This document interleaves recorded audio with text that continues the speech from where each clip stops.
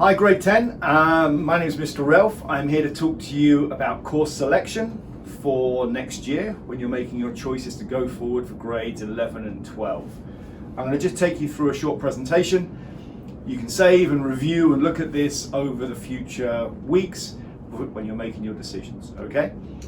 So if you need to find me, first person, you need to talk through any of your AP or IB decisions, you can find me at my usual email, which is ralphm@ismanila.org, or if you happen to be in school, your parents are around school, you can come and find me in high school guidance at any time as well. So you're going to need to make some decisions in March. So week of March 8 through 12, you're going to decide what you are going to do for the rest of your high school career. And that means you're making some decisions that go forward beyond school into college, in your life beyond ISM.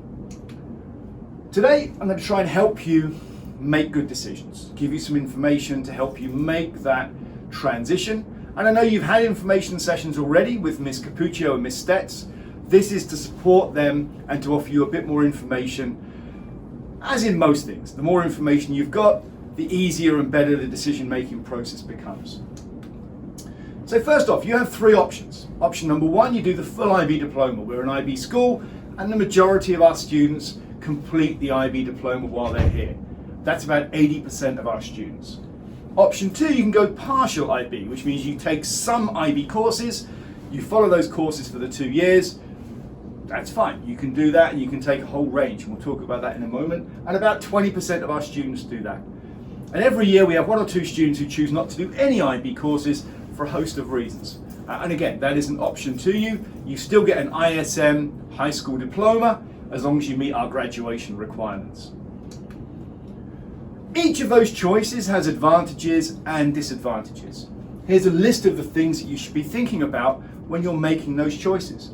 The important things to me, I think, are to do with rigor, workload, and necessity. What do you really need to do, and what is it that you would just like to do? Think about going forward. What do the colleges that you're thinking about going to require from you, or the countries that you might be traveling to college? Are there some specific requirements? So as part of this process, you need to do a bit of research. You need to go away and think a little bit, and I know many of you have, but some of you will have not, about where you're going to college after ISM and which country you might be going forward to. If you're not sure about those things, talk to your parents, talk to your counselor, you can talk to me, and I can help you with some of those things. Possibly the most important and often overlooked, I feel though, is the last one here, enjoyment. The goal of this is for you to have a positive and successful experience at school. That means choosing things that you enjoy. If you enjoy them, you will succeed at them. So try and make sure that you're not just filling your schedule with things you think you need and ignoring the notion of enjoyment. Make sure you're picking subjects for the right reasons. A little quote here, higher level math does not make you stronger, faster, or more attractive to women or men, or anybody. Don't choose higher level math just because you think it makes you a better person. If you love math, choose higher level math. Don't do it just to flex your math abilities. You're probably familiar with this by now. Here is our IB diploma model, and you'll see it's broken down into the 6 groups. Studies in language and literature, your first language, second language, language acquisition, individuals and societies, math, the arts, and the sciences. If you're going to do full diploma, you need one from all of those groups, apart from the arts, which you can replace with a subject from one of the other groups. And in the middle, you have theory of knowledge, extended essay, and CAS. All of those things are compulsory if you choose to go full diploma. If you choose to go partial diploma, you don't need to do TOK or extended essay, but you still need to do some CAS because that's the graduation requirement from ISM. If you're going full diploma, you need 3 highers and 3 standards.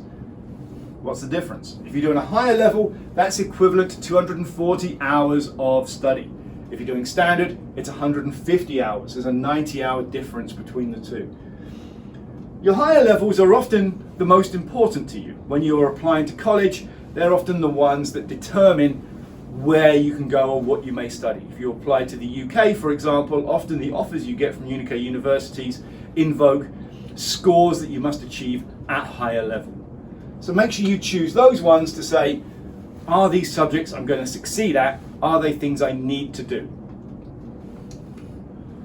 Some of you might be sitting there thinking, I can do 4 higher levels, I'm super smart. Yes, you can, but be warned, it's not an easy proposition. And if you want to do that, you need to talk to your counsellor and me, and we have an application process if you really want to do that and go forward with that.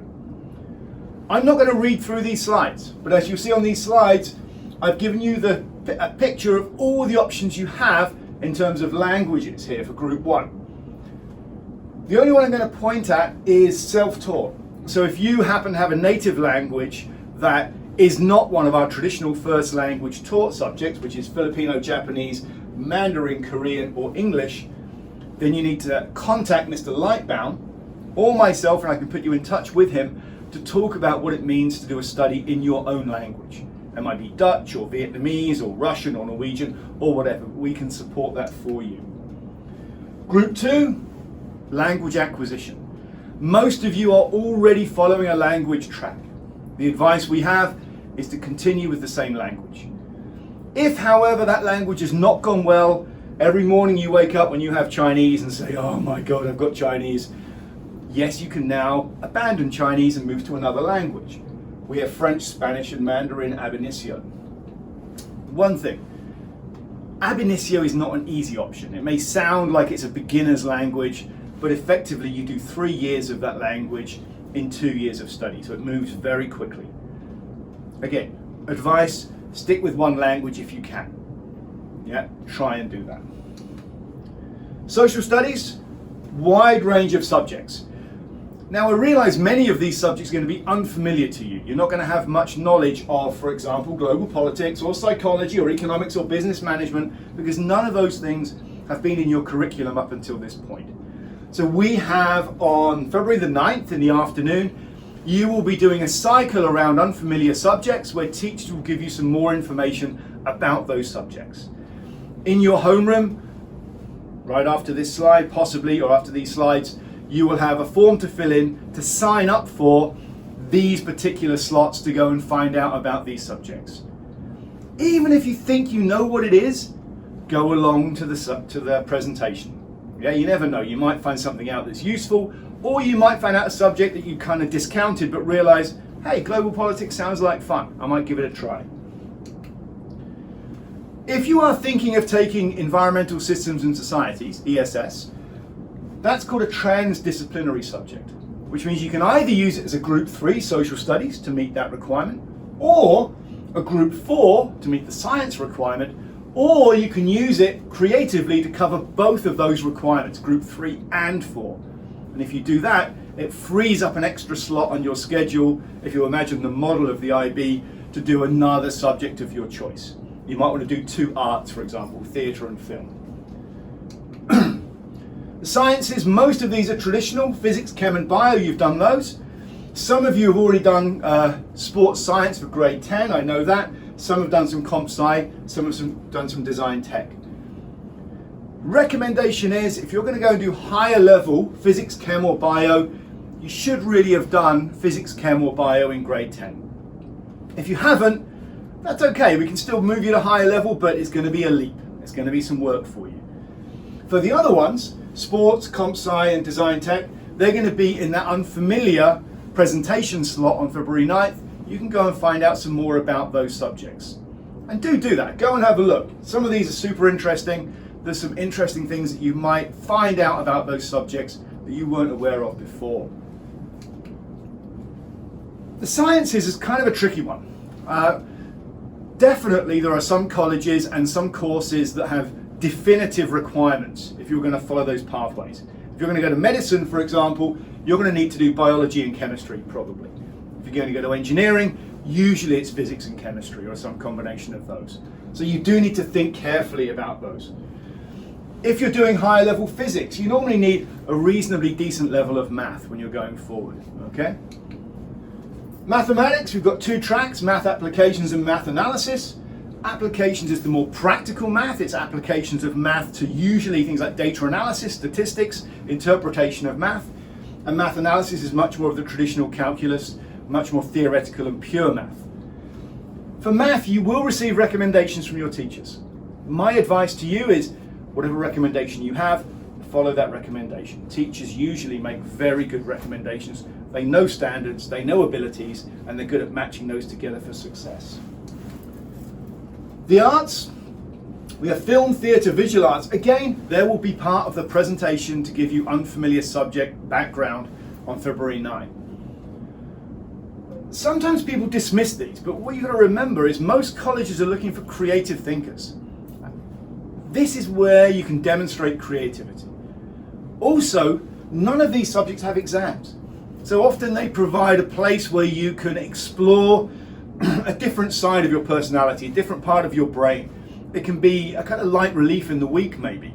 I mean, they're still demanding, there's still lots of work to be done, and often they're very time consuming, but it's a different type of work. So if you enjoy film, enjoy theatre or visual arts, don't discount those and say, oh, that's an easy option. That's not the case. They provide lots of benefits.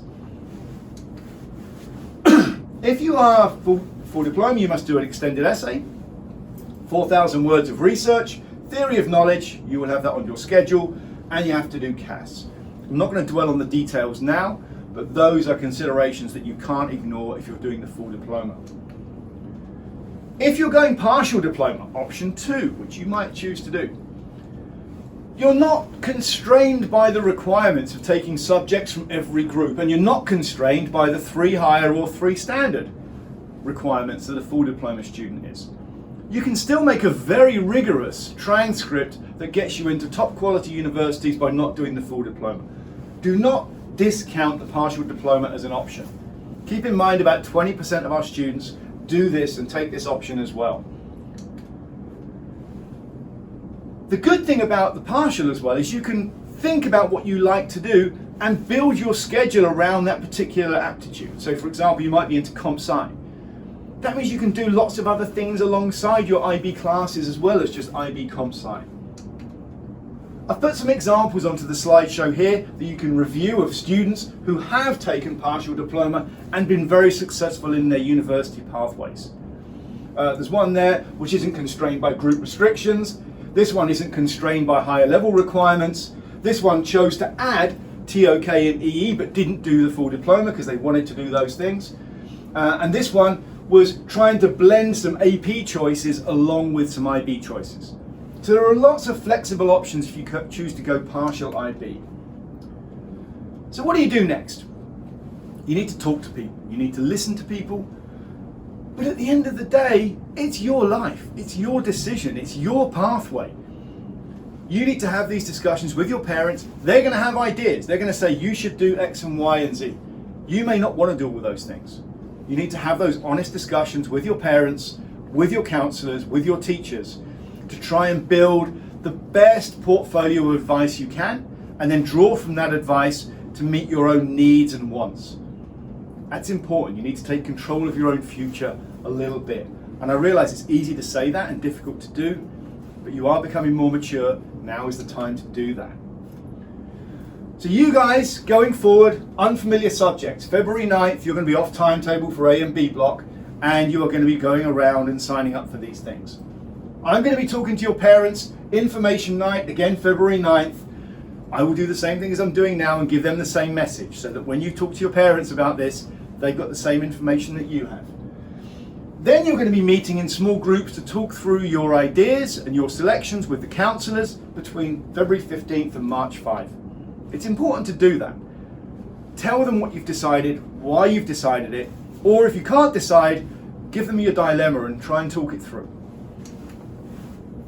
Most of you seem to think life goes something like this. ISM, Harvard, millionaire. It's a bit trite, possibly, but most of our lives end up like this. So just because you don't take higher level math, that does not mean that you're not going to succeed. Just because you don't take higher level economics, that doesn't mean you can't go into economics at college. Yeah, there are lots of alternative pathways out there. Questions? Email me and I'll answer whatever I can. Otherwise, good luck. It'll be fine. Don't agonize over it. There's lots of people out there to help you. Goodbye. Make good choices. Thank you.